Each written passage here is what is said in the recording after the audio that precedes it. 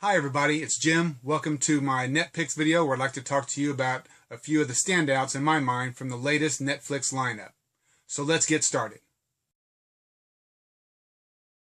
The first movie I'd like to talk about is White God. It's a great movie. It's different than what we're used to seeing. It gives you different perspectives in the film. And so it follows the little girl named Lily who has a dog named Hagen. And her parents are divorced.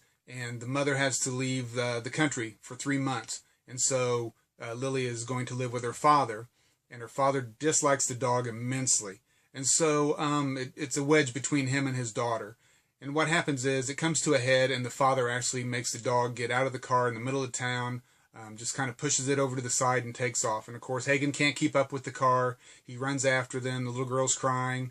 And then from that moment it kind of changes from the point of view from the little girl Lily and switches completely to the point of the view of the dog Hagen. You see the trials and tribulations that this poor dog goes through and everything. And then it just kind of winds up at the end with the little girl and the dog getting back together under very, very strange circumstances. I would love to see this movie on DVD because I think the special features would be really, really good. There's like 250 dogs towards the end of the scene. That would just be really a kick to actually see how they trained all these dogs to do all these stunts and how to actually perform. It's a really good movie. I'd highly suggest it.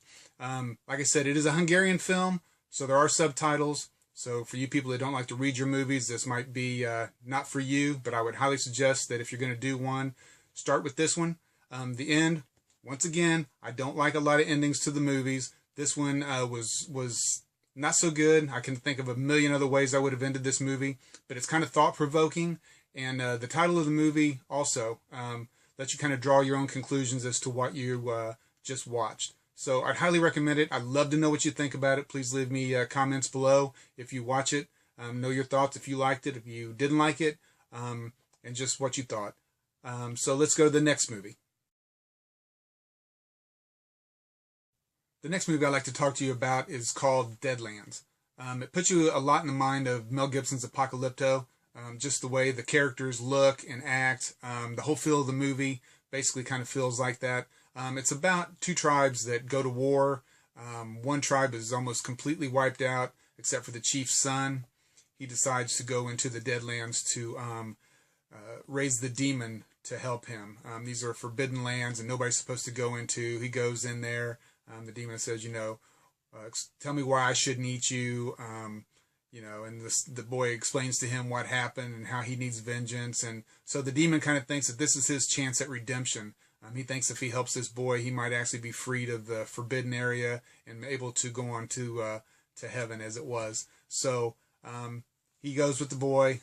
There's a lot of good action, a lot of great battle scenes in this. When I watched it on the DVD that I bought a couple months back, and it had English. It wasn't in subtitles. I have not tried to watch this on Netflix, so a lot of times these movies will have subtitles and not be dubbed in English. So I really don't know for sure how this will show on Netflix, but it's definitely worth checking out. On to the next movie.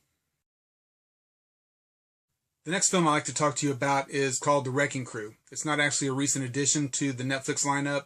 It's been out for about a month, but it's about session players that played in the music industry in the 60s and early 70s. They played on a lot of notable music back then. Sonny and Cher, the Monkees, Frank Sinatra, Beach Boys, the list goes on. And what they actually did was they were so good that the artist would come in with something in mind, and the Wrecking Crew would actually write the song for them. So a lot of songs the way we know them today were actually written, performed. All the ideas for the music came from the Wrecking Crew. The artist really didn't have a lot of input because the Wrecking Crew was so good that they knew how it was supposed to be. It's crazy good. I'll tell you what, if you're a music fan, you need to see this. Even if you're not a fan of that era of music, you need to watch it anyway because it's that good. The Wrecking Crew consisted of a lot of players.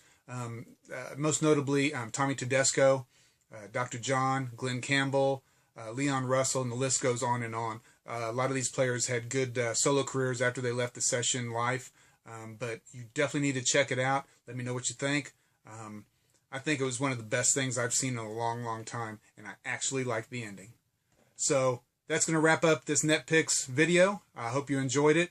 Please give me a thumbs up if you did, and I will see you next time. Thanks.